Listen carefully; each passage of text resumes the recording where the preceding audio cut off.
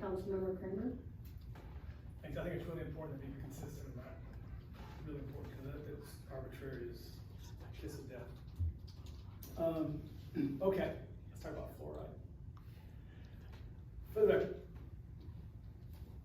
Ray, who's, you know how I hold you esteem, I was asked about this on the campaign trail by many people. This and a health patient's bill of rights or health care, something like that. And I told everybody, this is not a priority for me. It's not a priority for me.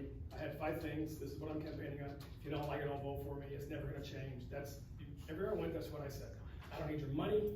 I'm not asking for your vote. Here's what I'm about. Okay. Now, having said that, I also happen to have my undergraduate degrees in health. I've done graduate work in medical microbiology.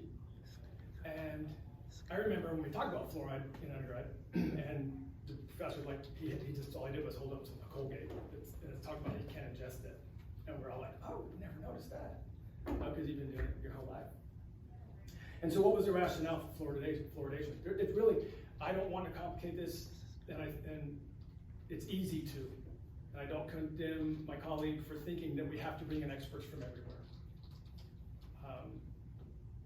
It's really, really not that complicated. Just like Byrne was talking about how to simplify it on those terms, I'll give you some other terms to simplify it on. When we're in school learning about it, and what we're told is the levels in the water do no harm. And we're like, well, why do we do it? Well, because of underserved populations. And because we have underserved populations, and I grew up, I was a kid, I didn't see my first dentist until I was 16 years old. I had stuff that teeth had to get pulled. And that made sense to me. It doesn't make sense in Naples. We screen for this from elementary school. You don't have to do it in preschool because they're baby teeth and all. You can look at that data if you want. But, and actually, you know, little kid toothpaste doesn't have any fluoride in it.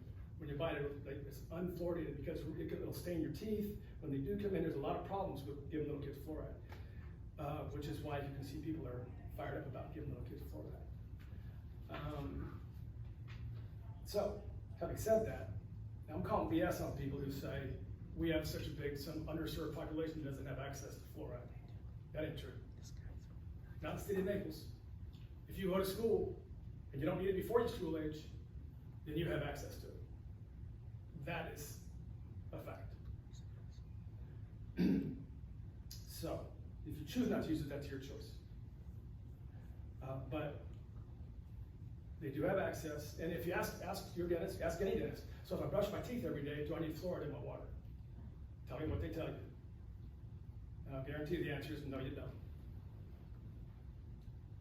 That being the case, it begs the question why we're putting it in the water. There's also this cost-saving idea of when we prove the tax dollars, there is a cost to it, and why we're spending money on it. Now, if we were, maybe if my daughter who lives up in Cabell County, the epicenter for the opioid epidemic, maybe in Appalachia up there, they need fluoridated water. I don't know. I don't know which side you fall on that.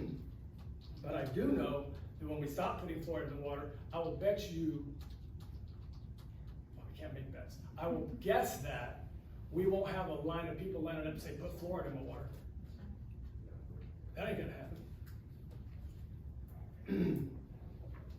And so, I think we need to ask the question, what's our premise? Our premise is serving underserved populations that don't have access. That doesn't apply here. And since it doesn't apply here, then why are we doing it? And the knee-jerk why we're doing it is because we're pushing back against the crazies who are pushing back against the establishment. Just being honest. And all that's irrelevant.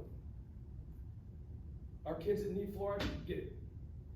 So there's no reason for us to give them some more. So I don't think we need experts to come in and talk about it. I don't think that none of that is required. And again, we'll see if folks line up. When you quit putting it in the water, let's see who lines up to say it's demanding we put it back in their water. I just have a hard time believing that's gonna happen. Thanks.